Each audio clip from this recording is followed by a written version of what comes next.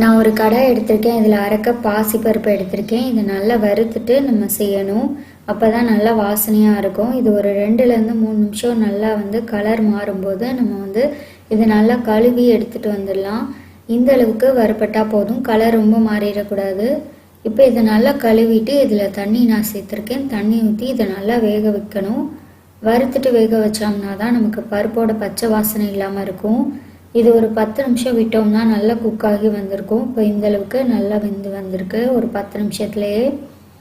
இப்போ இதை வேறு ஒரு பாத்திரத்தில் மாற்றி வச்சிடலாம். இது இருக்கட்டும். இப்போ வெள்ளை கரைசல் ரெடி பண்ணிடலாம். நம்ம பாசிப்பருப்பு அளந்த கப்லேயே 1 கப் அளவுக்கு துருவின வெல்லம் எடுத்திருக்கேன். இதில் 1 கப் தண்ணி ஊற்றி வெல்லம் நல்லா கரைஞ்சதும் நம்ம ஸ்டவ் ஆஃப் பண்ணிவிட்டு இதை இறக்கி வச்சிடலாம். இப்போ வெல்லம் நல்லா கரைஞ்சதும் இதை மாற்றி வச்சிடலாம். இது இருக்கட்டும். இப்போ அதே கடாயில் நான் 1/4 கப் நெய் சேர்த்துருக்கேன். 1/4 கப் நெய் எடுத்தால் சரியாக இருக்கும். இப்போ இதில் ஒரு 2 டேபிள் ஸ்பூன் ரவை எடுத்திருக்கேன். நான் வறுத்த ரவை தான் எடுத்திருக்கேன். எந்த ரவை வேணாலும் எடுக்கலாம். இது கூட கொஞ்சமாக முந்திரி பருப்பு சேர்த்துட்டு இந்த ரவையும் இந்த முந்திரி பருப்பும் நெய்யிலேயே நல்லா ரோஸ்ட் ஆகணும்.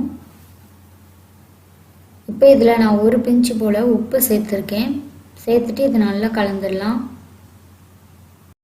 இப்போ ரவை நல்லா ரோஸ்ட் ஆனதும் நம்ம வேக வச்ச பாசிப்பருப்பை இதில் சேர்த்துடலாம். சேர்த்துட்டு இந்த ரவையோட இந்த பாசிப்பருப்பு நல்லா வெந்து வரணும்.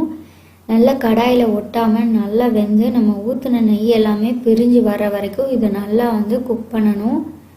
இப்போ இந்தளவுக்கு ரவையும் பாசிப்பருப்பும் நல்லா கெட்டியானதுக்கப்புறம் நம்ம கரைச்ச வெல்லத்தை இதில் ஊற்றிடலாம். இதை வடிகட்டிட்டு தான் ஊற்றணும். வெல்லத்தில் மண் தூசியெல்லாம் இருக்கும். இப்போ வெல்லத்தை ஊற்றிட்டு நல்லா விடாமல் கலந்து விட்டுட்டே இருக்கணும். இது ஒரு 10 நிமிஷம் ஆகும் நல்லா நெய்யெல்லாம் விட்டு வர்றதுக்கு.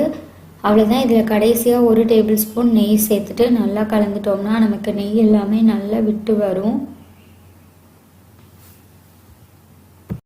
இப்போ இந்த மாதிரி நெய் எல்லாமே விட்டு இந்த மாதிரி நல்லா ஒட்டாமல் வந்ததுக்கப்புறம் ஸ்டவ் ஆஃப் பண்ணிவிட்டு இதை இறக்கிடலாம்.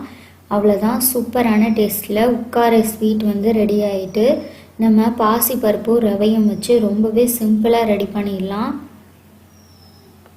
வீட்டில் இருக்கிற பொருட்களை வச்சே குழந்தைங்க ஸ்வீட்ஸ் கேட்கும்போது இந்த மாதிரி ஹெல்த்தியாக செஞ்சு கொடுக்கலாம். சாப்பிட்றதுக்கு ரொம்பவே நல்லாயிருக்கும். இந்த ஸ்வீட் ரெசிபி உங்களுக்கு பிடிச்சிருந்ததுன்னா இந்த வீடியோவை மறக்காமல் உங்கள் ஃப்ரெண்ட்ஸ் அண்ட் ஃபேமிலியோட ஷேர் பண்ணிக்கோங்க. இந்த சாஃப்டான ஒரு ஸ்வீட் ரெசிபி வீடியோ உங்களுக்கு பிடிச்சிருந்ததுன்னா கண்டிப்பாக நீங்களும் ட்ரை பண்ணி பாருங்கள். ட்ரை பண்ணி பார்த்துட்டு உங்களுக்கு எப்படி வந்ததுங்கிறத கமெண்ட் பாக்ஸில் கண்டிப்பாக சொல்லுங்கள். நம்ம வெள்ளை சக்கரை இல்லாமல் எண்ணெய் இல்லாமல் செஞ்சுருக்கிறதுனால ரொம்பவே ஹெல்த்தியான ஸ்வீட் ரெசிபி. குழந்தைங்களுக்கெல்லாம் ரொம்ப ரொம்ப பிடிக்கும். இதை ஃப்ரிட்ஜில் 3-4 நாள் வரைக்குமே நம்ம வச்சு சாப்பிடலாம். ரொம்பவே நல்லாயிருக்கும். நான் எந்த அளவுக்கு சாஃப்டாக வந்திருக்குன்னு காட்டியிருக்கேன். நல்லா சாஃப்டாக இருக்கும். வாயில் போட்ட உடனே கரைஞ்சி போயிடும்.